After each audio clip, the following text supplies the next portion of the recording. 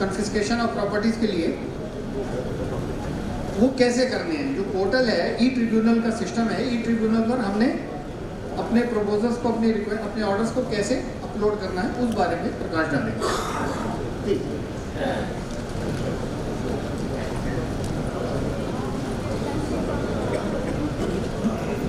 Thank you, sir. Thank you for the introduction. So, good evening, everyone. I hope you guys are refreshed after the lovely snacks. So, just हमारा ये session काफ़ी light रहेगा, ज़्यादा हम आपको information से burden नहीं करेंगे. So, we are here to give you a brief introduction about what this e-tribunal system is.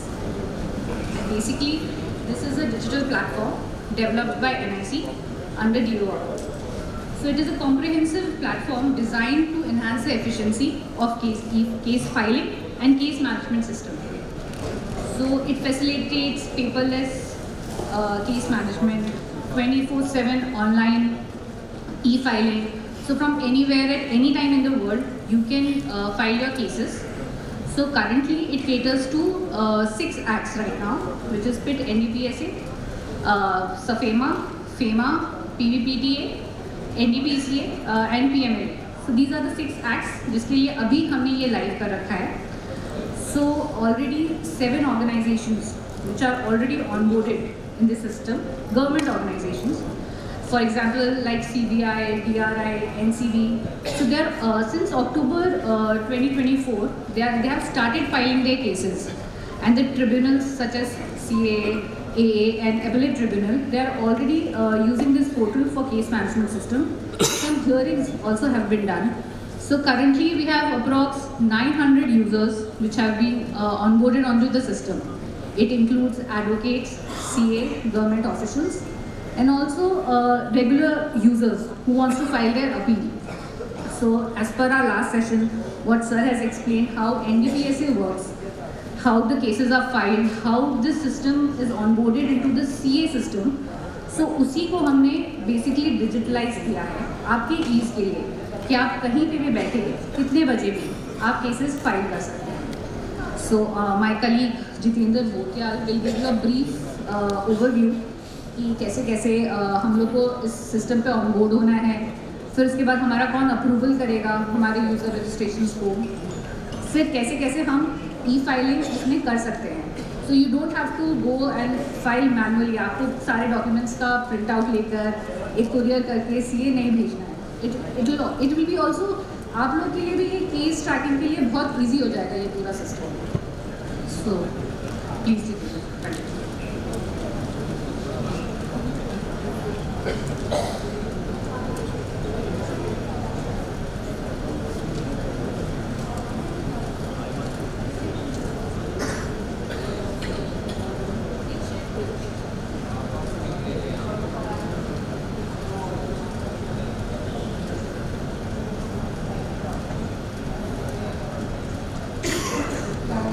Good evening everyone. Jitendra this side from the NIC team. So basically अभी तक हमने ये समझा कि how we have digitized the e-filing system for all the filing agencies, right? So we have already integrated with multiple agencies. Now it's time for the Delhi Police to be live at e-tribunal system. सबसे पहले हम ये समझते हैं कि registration कैसे करना है आपको एज एन IU ऑफिसर हमारे सिस्टम में, राइट? ये हमारा मेन होम पेज है और ऊपर की तरफ में 2 टैब्स हैं. One is for login, one is for registration. So हमें रजिस्ट्रेशन पे जाना है. ये मेन डिटेल्स है. सो बेसिकली डिटेल्स को हमने मल्टीपल सेक्शंस में डिवाइड करा हुआ है. First is basic detail. Basic detail में हमारी ऑर्गेनाइजेशन लेवल डिटेल्स डालनी होगी आपको. सिंस आपकी ऑर्गेनाइजेशन हमारे सिस्टम में पहले से ऑनबोर्डेड होगी, सो आपको दिल्ली पुलिस सेलेक्ट करना होगा अपने आप को और अपने employ related detail. For example आपकी एम्प्लॉय डिजिग्नेशन क्या है, आपका एम्प्लॉय कोड क्या है, gender, date of birth etcetera etcetera, ये सारी डिटेल आपकी बेसिक डिटेल में आपको फिल आउट करनी है under the organisation category. Then उसके बाद हमारा एम्प्लॉय डिटेल सेकेंड सेक्शन है, उसमें आपको एम्प्लॉय डिटेल डालनी पड़ेगी. देन थर्ड इज़ आपका हम mobile and email ID verify करवाते हैं. सो मोबाइल तो आपका पर्सनल रहेगा. ईमेल आईडी जो आपको ऑर्गेनाइजेशन से रजिस्टर्ड होगी प्लीज़ इंश्योर करिएगा कि आप .gov या .@delhi वाली जो ऑफिशियल ईमेल वेबसाइट्स होंगी वही यूज़ करें, सो दैट कल के दिन अगर आपकी पोस्टिंग कहीं और चली जाती है तो same particular designation based email ID को कोई और यूज़ कर सके। सो हम OTP बेस्ड ऑथेंटिकेशन करेंगे आपके सिस्टम को।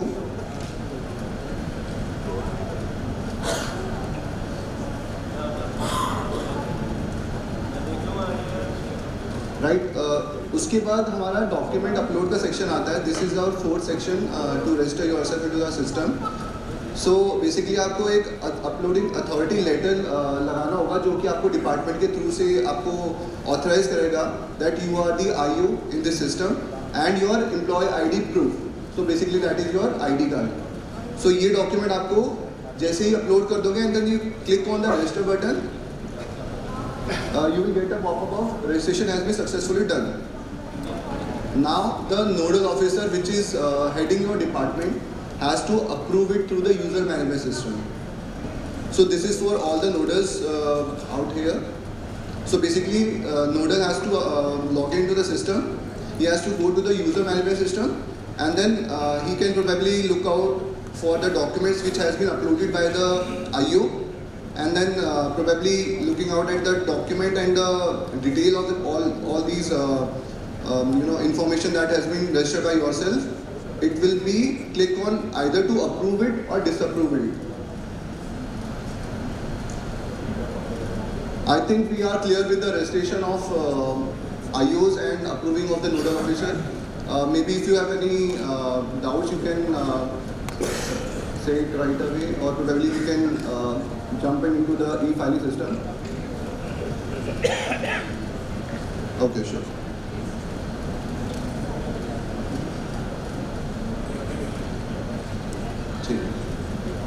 Okay, thank you.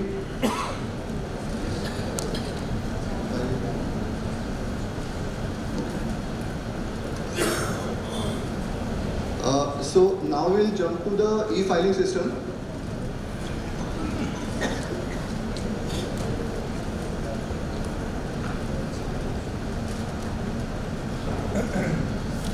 C again हमने रजिस्ट्रेशन वाला टैब देख लिया और रजिस्ट्रेशन कैसे करते हैं एज एन IO और नोडल उसको कैसे अप्रूव करेगा। नेक्स्ट इज हम लॉगिन करके सिस्टम में एक्चुअल में कैसे फाइल करेंगे, ई फाइल कैसे करेंगे वो देखते हैं। Second tab is our login tab. हम फ्रेश फाइलिंग देखते हैं सबसे पहले। सिंस हमें कॉम्पिटेंट अथॉरिटी में सेलेक्ट करना है तो हम ट्रिब्यूनल को सेलेक्ट करेंगे as a competent authority. Then we'll enter the username and the password along with the captcha code. We have to click on the fresh filing tab.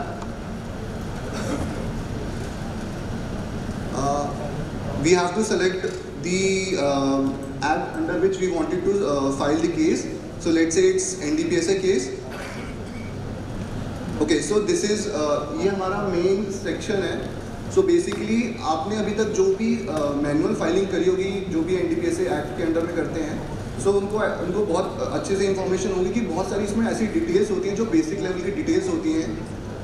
सो हमने basic details को bifurcate करके एक section में divide कर दिया है। So for example कि किस एक्ट के अंडर में है, किस सेक्शन में आता है, ये किस टाइप का केस है, ये किससे related, let's say it's a COFEPOSA act, किस स्टेट के अंडर में आता है और किस कॉम्पिटेंट अथॉरिटी के अंडर में आता है। सो ये सारी बेसिक डिटेल आपको एंटर करनी होगी। Then you have to click on submit and next. इसके बाद आपको एप्लीकेंट डिटेल लानी पड़ेगी।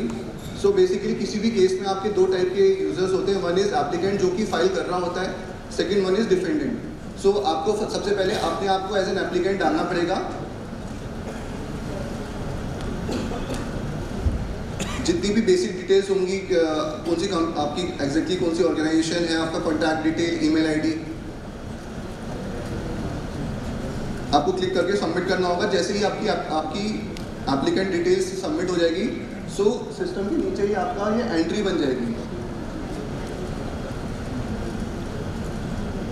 और ऐसे ही लेट्स से अगर आपकी एक केस में एक अप्रूविंग ऑफिसर है और एक इन्वेस्टिगेटिंग ऑफिसर है और आपको मल्टीपल एप्लीकेंट्स को इसमें सिस्टम पे ऑनबोर्ड करवाना है, so you can do the multiple entries. So the system will keep on adding multiple level of users. Likewise, जैसे हमने एप्लीकेंट को ऑनबोर्ड करा है, वैसे हम डिफेंडेंट और you can call this as a detaining और कन्विक्टेड डिटेल्स कि किस पर्सन के खिलाफ आप ये केस कर रहे हो, उनकी डिटेल डालोगे. Again fourth section is property detail. So जो भी चीज़ हमने जब्त करी होती है या सीज करी होती है, मल्टीपल तरीके के हो सकते हैं, और इनकी दो कैटेगराइजेशन है, मूवेबल और इमूवेबल. सो मूवेबल मतलब कि कोई चीज़ एक जगह से दूसरी जगह जा सकती है. लेट से हमने कोई कार सीज कर ली है, और इमूवेबल हो गया जैसे कि उसको हमने उनकी प्रॉपर्टी या प्लॉट को हमने जब्त कर लिया है. सो ये दो टाइप की कैटेगराइजेशन है, जिसको हम प्रॉपर्टी डिटेल में हमें कोई बेसिक इन्फॉर्मेशन देनी होती है कि क्या है एक्चुअल में वो, उस प्रॉपर्टी की डेट ऑफ एक्विजिशन क्या है, उसकी प्रॉपर्टी की वैल्यू क्या है, और वो किस बेनिफिशियल ओनर या किस डिफेंडेंट से कनेक्टेड है, उसको आपको सेलेक्ट करना होगा. And then click on submit and next. Then इससे रिलेटेड आपने जितने भी दस्तावेज या डॉक्यूमेंट्स सबमिट करे हैं या कैप्चर करे हैं या फ्रीज करे हैं, उन सबको आपको डॉक्यूमेंट अपलोड सेक्शन में डालना होगा. सो अभी तक हमने basic detail, applicant detail, defendant detail, property detail and documents, ये पांचों तरीके के सेक्शंस भरे. सो अब हमारा सिस्टम आपको फाइनल प्रीव्यू दिखाएगा कि जितनी भी डिटेलें आपने अभी तक भरी थी, लास्ट टाइम फाइनल प्रीव्यू देख लीजिए. If you are okay with the details, then you can click on the submit button, और probably you can go back and then do some addition और सब्ट्रैक्शन और whatever you wanted to do. Otherwise you click on the submit button. जैसे ही आप इसको submit कर दोगे, आपको एक ई फाइलिंग नंबर मिल जाएगा. So basically e filing number is a digital number for every cases. So आप जैसे ही रजिस्ट्रेशन करने के बाद आप एक ई फाइल कर दोगे, हम आपको ई फाइलिंग नंबर दे देंगे. But E filing number case number में कन्वर्ट तब होगा जब CIS एंड से CA सर उनको अप्रूव कर देंगे. एक और बहुत इंपॉर्टेंट मॉड्यूल है आपका, विच इज़ रिप्लाई और रिजॉइंडर. सो बेसिकली आपके केस में आपने जैसे ही एक कोई ई फाइल करा, उसमें कोर्ट ने आपको बोला कि आपको इसके कॉरस्पॉन्डिंग एक रिप्लाई फाइल करना है. सो आपको रिप्लाई करने के लिए कैसे वो करना होता है. सो बेसिकली आपको पहले अपनी डिटेल डाल के सिस्टम में आना पड़ेगा. लेफ्ट हैंड साइड में आपको रिप्लाई / एडिशनल डॉक्यूमेंट फाइलिंग का मॉड्यूल मिलेगा, जिसमें आपको क्लिक करना होगा. So basically filing number application reply file करने के लिए आपको दो डिटेल चाहिए होती है. One is E filing number, जो हमने जैसे ही आप रजिस्टर करोगे ई फाइल को, वो आपका जो जनरेट हो जाता है नंबर, वो चाहिए होता है. एंड देन सिक्योरिटी कोड चाहिए होता है. So basically security code is an OTP which we send it via email and SMS which you have entered as an applicant in the system, right. जैसे ही आप इंसर्ट करोगे आप एक filing number and security code, आपको वो उस particular case में आपको डिटेल दे देगा कि किस पार्टी के खिलाफ या किस पार्टी के अगेंस्ट में आपको इसमें रिप्लाई फाइल करना है. You have to click on the submit button.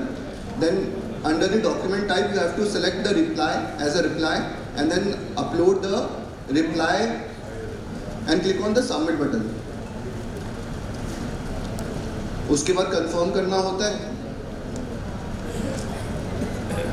I think that's it from our side. So basically these two modules are really important for filing the cases under the NDPSA Act in the CA side, right? So any questions you wanted to ask, feel free to ask. Otherwise we can.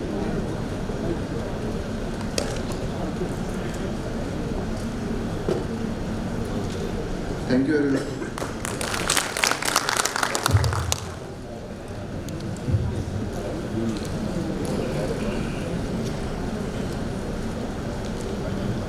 Thank you Ms. Aprazita and Mr. Jitendra. आपने मार्गदर्शन किया कैसे अपने portal पर upload करना है. मैं अब रिक्वेस्ट करूंगा Shri Jawan Babu, legal adviser to commissioner of police Delhi. LA sir बताएंगे कि पिट NDPS एक्ट के केस जो एक्ट है इसके बारे में और इसके प्रोविजंस, और हमने अपने केस को कैसे स्ट्रॉन्ग करना. Please sir. Good evening.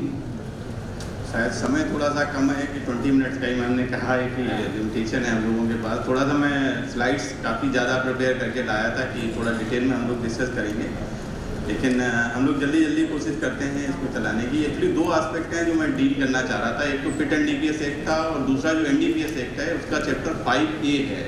तो चैप्टर 5A जो फाइनेंशियल इन्वेस्टिगेशन की पावर देता है, शायद बहुत ज़्यादा हम लोगों ने एक्सप्लोर नहीं किया है और यूज भी बहुत कम हुआ है चैप्टर 5A का, जो दिल्ली पुलिस, जहाँ तक दिल्ली पुलिस का सवाल है, और बाकी इन्वेस्टिगेटिंग एजेंसी ने भी उसको बहुत ज़्यादा एक्सप्लोर नहीं किया हुआ है। पिट एनडीपीएस का तो शायद नाम भी बहुत कम सुना होगा हम लोगों ने जो है, और जिन्होंने नारकोटिक्स में डील किया होगा उन लोगों को तो पता होगा, लेकिन जिन लोगों का नारकोटिक्स में डील नहीं किया है तो उनको तो पता भी नहीं होगा कि पिट एनडीपीएस नाम का भी कोई एक्ट है जो कि प्रिवेंटिव डिटेंशन की बात करता है।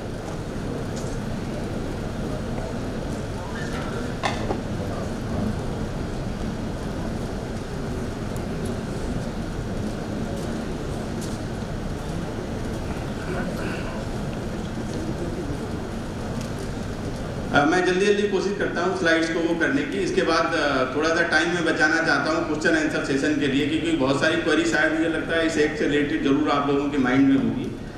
तो ये 1988 में आया था, उस समय तक कोई एक्ट नहीं था। हम लोग पोफी पोसा में जो है डील करते थे। तो पोफी पोसा जो है उसका जो पर्पस था वो टोटली डिफरेंट था। स्मगलिंग के लिए था, जो चीज़ें स्मगल अगर हो रही होती है तो उनके लिए तो यूज हो जाता था, लेकिन जो इंटरनली बहुत सारी चीज़ें, जैसे कोई ओपीएम को ग्रो कर रहा है और मतलब ऐसी जगह से ग्रो कर रहा है जहां हम लोगों को लग रहा है कि डायरेक्टली हम लोग उसको नहीं पकड़ पा रहे हैं, पीछे से फाइनेंसिंग भी कर रहा है, किसी दूसरे के थ्रू करा रहा है ओपीएम का, तो उन लोगों के ऊपर ये पोफी पोसा एप्लीकेबल नहीं होता था। तो लेजिस्लेशन ने सोचा 1985 में एनडीपीएस एक्ट आया था, और 2 साल के बाद जब एनडीपीएस एक्ट का रिव्यू किया गया तो उस समय ये लगा कि बहुत सारी ऐसी चीज़ें हैं जहां अभी भी एनडीपीएस एक्ट आने के बाद भी इफेक्टिवली ये काम नहीं कर रहा है। तो 1988 में जो है ये एनडीपीएस एक्ट के अलावा ये पिट एनडीपीएस नाम का एक एक्ट लेके आए थे जो कि प्रिवेंटिव डिटेंशन के लिए था। एक कैबिनेट कमेटी थी जिसकी रिकमेंडेशन थी, तो बहुत ज़्यादा मैं डिटेल में नहीं जा रहा हूँ कि कैसे आया था। ये जो है ये नॉर्मल लॉ का कोई सब्स्टिट्यूशन नहीं है, लेकिन हम एडिशनली जो है इसको यूज़ कर सकते हैं प्रिवेंटिव डिटेंशन के लिए। इसका सेक्शन 2E है जो थोड़ा सा इंपॉर्टेंट है, क्योंकि टाइम कम है इसलिए ज़्यादा डिटेल में मैं नहीं जाऊँगा। इलिसिट जो ट्रैफिकिंग है उसको ये डिफाइन करता है कि इलिसिट ट्रैफिकिंग क्या चीज़ होगी जो है, तो उसकी डेफिनेशन दी गई है। बहुत सारे ग्राउंड्स हैं वहाँ पे दिए गए हैं, वो भी मैं थोड़ा सा स्किप कर देता हूँ। मेन चीज़ ये कि इसमें किसको डिटेन किया जा सकता है। तो इसमें ऑर्गेनाइजेशन, जो ऑर्गेनाइजर हैं उनको डिटेन किया जा सकता है, फाइनेंसर्स हैं उनको डिटेन किया जा सकता है, उनके जो एजेंट्स हैं उनको डिटेन किया जा सकता है, हैबिचुअल और ऑर्गेनाइज जो इलिसिट ट्रैफिकर्स हैं उनको डिटेन किया जा सकता है। मतलब लंबी लिस्ट है जिन लोगों को हम लोग इस उसमें डिटेन कर सकते हैं। ऑर्डर इसमें कौन पास करेगा, तो ऑर्डर 2 स्टेट गवर्नमेंट का भी ऑफिसर पास कर सकता है और सेंट्रल गवर्नमेंट का ऑफिसर भी पास कर सकता है। सेंट्रल गवर्नमेंट का ज्वाइंट सेक्रेटरी लेवल का एम्पावर्ड ऑफिसर होगा, सेंट्रल गवर्नमेंट स्पेसिफिकली उसको एम्पावर करेगी तो वो कर सकता है। और स्टेट गवर्नमेंट है तो सेक्रेटरी लेवल का ऑफिसर होना चाहिए जो पिट एनडीपीएस का ऑर्डर पास कर सकता है।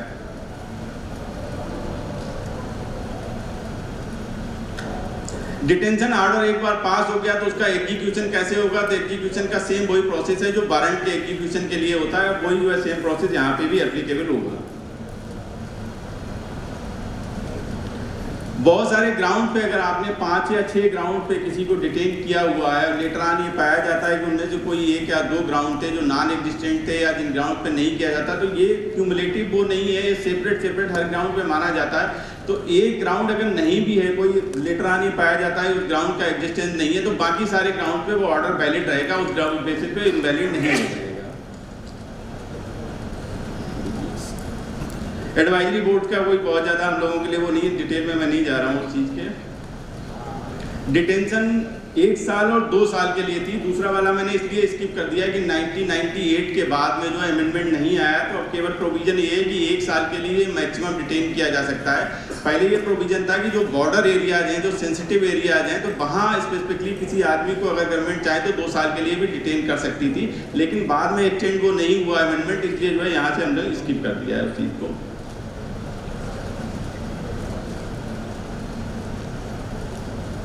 गवर्नमेंट कभी भी चाहे तो बीच में भी रिवोक कर सकती है, पूरा 1 साल का जरूरी नहीं। किसी आदमी को अगर एक बार हमने डिटेन कर दिया तो 1 साल तक ही रखना, जब भी चाहे बीच में भी रिवोक किया जा सकता है।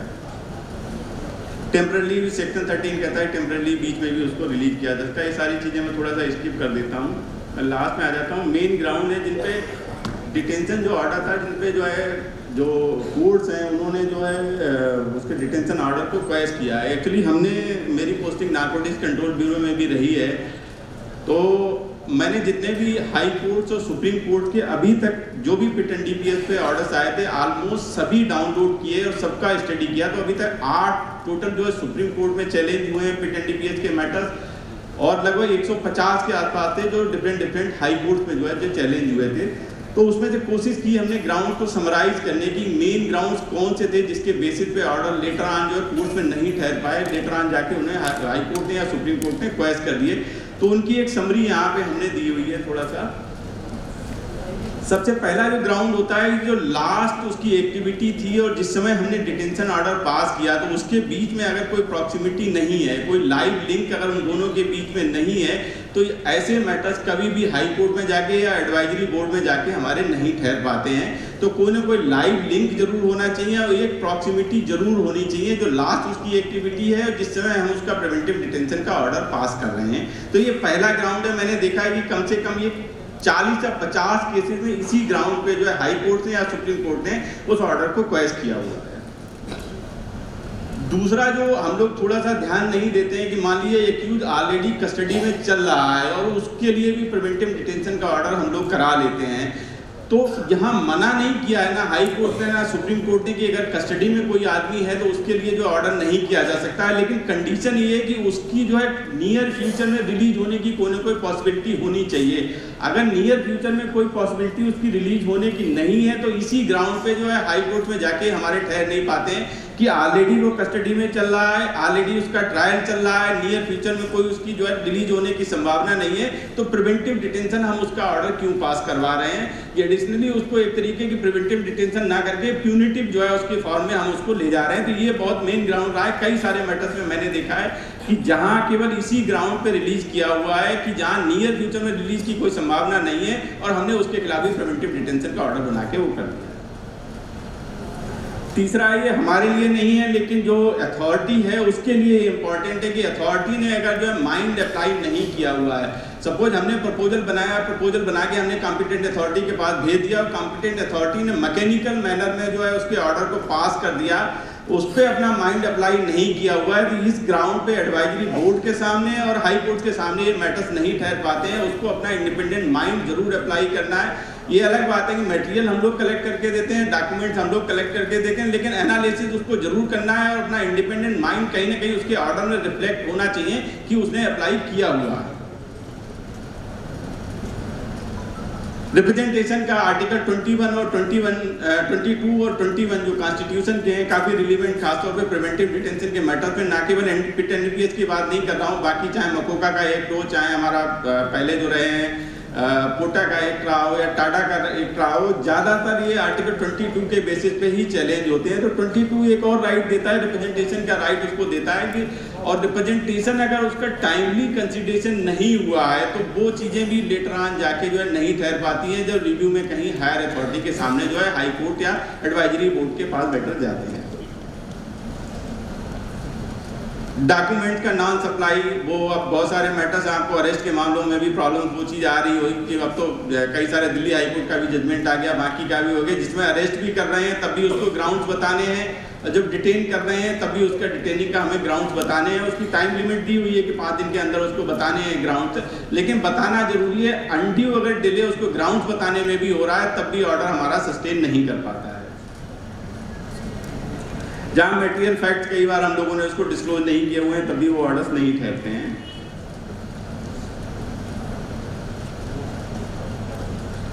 ये एक दो केसेस में हैं जो बाकी के ग्राउंड रहे हैं जहाँ अनएक्सप्लेन्ड डिटेल रही है, डिले रही है। एग्जीक्यूटिव डिटेंशन ऑर्डर तो पास कर दिया लेकिन हमने उसको जो है एग्जीक्यूट नहीं किया। मान लिया लेके हम अपने पास बैठे हुए हैं, वारंट की तरह उसको जो है अपने पास लेके बैठ गए, लेकिन हमने एग्जीक्यूट नहीं किया, तो बाद में जब चैलेंज होता है तो मालूम पड़ता है वो भी हाई कोर्ट और सुप्रीम कोर्ट में हमारे को ठहर नहीं पाते। कुछ जजमेंट हैं इनको मैं स्किप कर देता हूँ क्योंकि ये थोड़ा सा मैंने सुबह रिक्वेस्ट की थी कि फाइनेंशियल इन्वेस्टिगेशन पे जो है वो कभी सेकंड